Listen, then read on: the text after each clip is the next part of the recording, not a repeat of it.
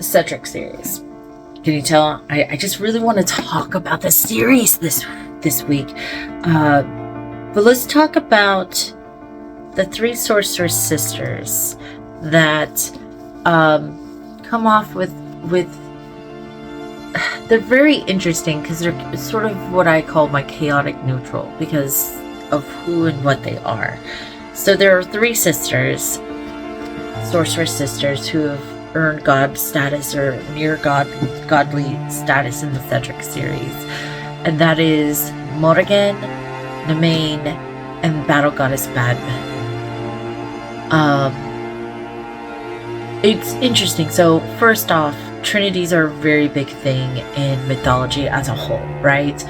And strangely enough, in a lot of Irish and Viking lore and stuff, there is mentioning of three sorceress daughters, or the three sorceress daughters of Calatin, and their stories are sort of bumped and sort of overran or overpowered by things.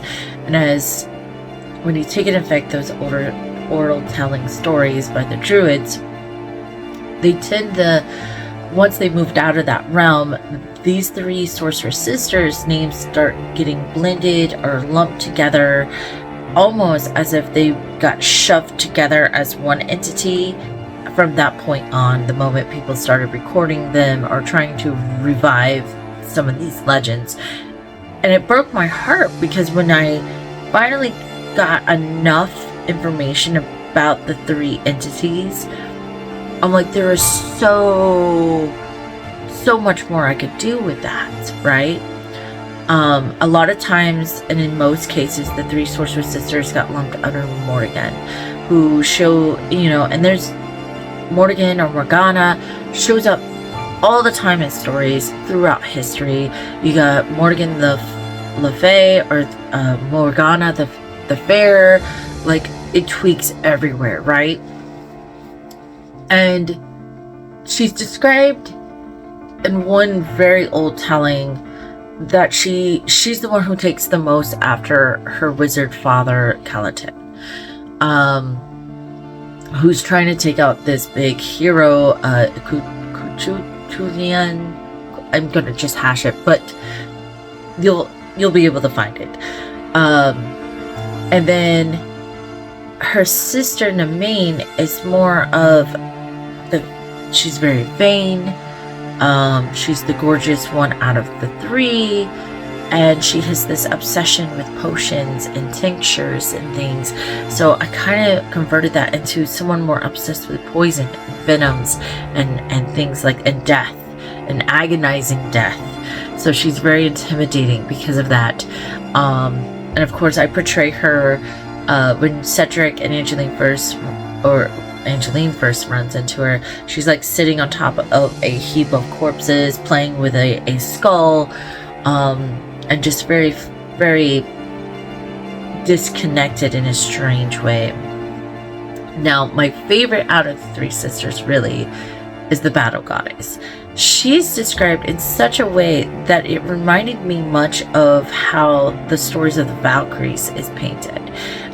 So I imagine that these three sisters and the way they come into those old oral tellings was them connecting nearby tribal beliefs and stories. So they were almost like the stitches to stitch these tribes together, because they represented maybe different aspects of culture and villages or something of the sorts. That's just a vibe and speculation I have, but that's it. But I like the idea of having a sorceress who wasn't about utilizing magic outwardly, but more inward, right? Like to enhance battle and to enhance her ability to do things with her body kind of scenario. So she's described of this very I know what it reminds me of. When we all saw the first Wonder Woman movie and we got to see our Princess Bride chick all buff. Yeah, that's the look, right?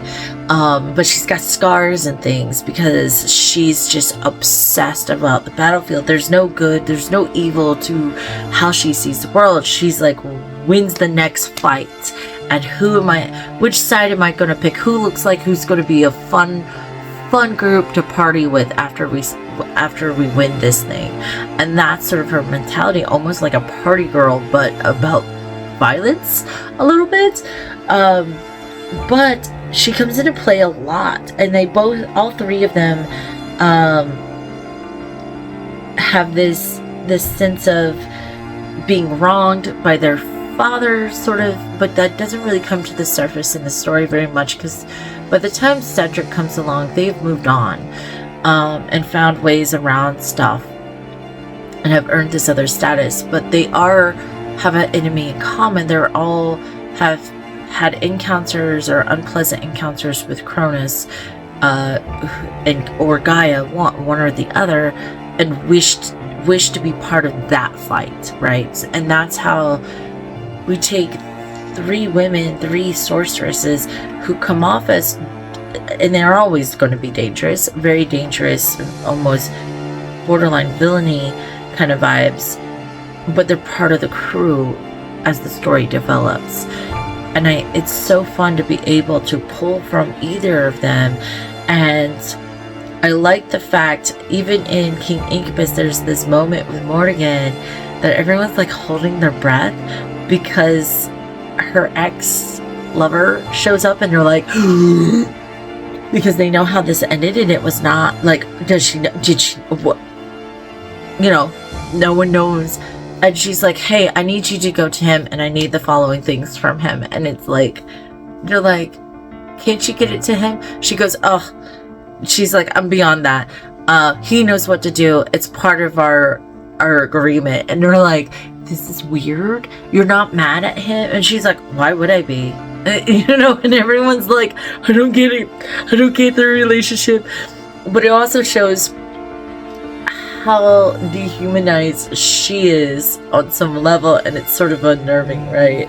But of course, even though Badbh and them are like questioning their siblings and things like that, it's a fun dynamic as you see each of these sorceresses show up. You kind of hold your breath because you don't know what they're going to do, and I like having characters that I can utilize in that way in my writing. So you'll see flashes, hopefully, of them throughout the series. They're not going away anytime soon. I really enjoy, like I said, having characters that I can utilize in some really bizarre and fun ways. It is just a fun time, but I also feel like I'm reviving dead lore.